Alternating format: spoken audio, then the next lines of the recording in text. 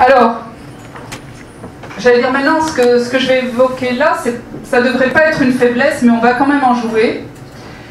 C'est nos liens avec nos proches, nos liens avec notre entourage et l'amour que nos proches portent pour nous.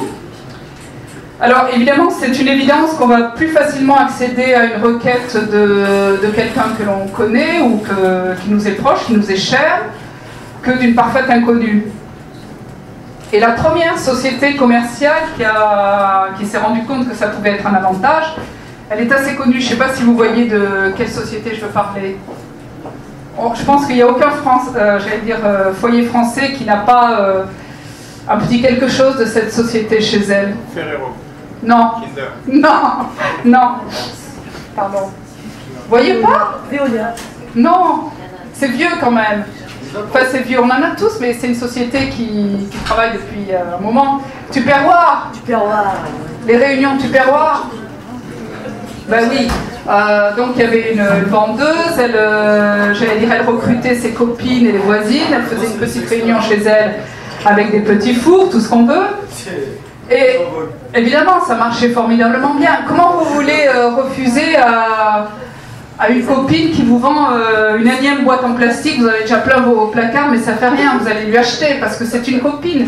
On ne peut pas dire non, on a l'impression de rejeter cette copine. Donc c'est vraiment un mélange éhonté, si vous voulez, des rapports de sympathie, de voisinage avec le commerce, mais ça a marché formidablement bien. Et à la suite de Tupperware, si vous voulez, il y a eu toutes les organisations caritatives. Elles ont comme consigne, si vous voulez, les adhérents de ces associations, aller vendre des billets de tombola ou collecter des dons d'abord chez vous ou chez vos copains, ça marche beaucoup mieux. Et comment le dépistage va utiliser cette fibre-là? Vraiment, il faut que je me paye un assistant qui me filme mes brochures au fur et à mesure, parce que ça ne va pas. Oh, en plus, c'était joli, ça, ce que j'avais... Et en plus... Ah, si, le voilà. Parlez-en aux femmes que vous aimez. Bon, mais c'est évident... C'est ça, quoi, c'est tout à fait ça. Et ça, c'était l'an dernier. Mais en 2011, c'était mobiliser les femmes que vous aimez. Le dépistage, un geste d'amour. C'était ça, hein, c'est pas moi qui l'invente. Le dépistage, un geste d'amour. Vous vous rendez compte comment on mélange tout, là?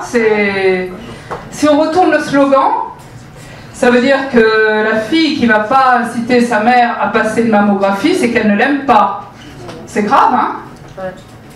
De jouer, si vous voulez, sur cette fibre-là pour vendre une procédure médicale qui comporte des risques.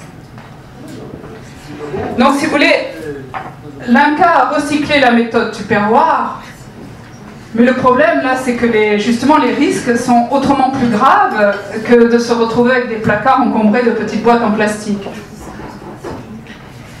Voilà pour cette, j'allais dire, c'est pas une faiblesse, là, c'est vraiment, je trouve, un petit peu, ce n'est pas éthique de jouer là-dessus.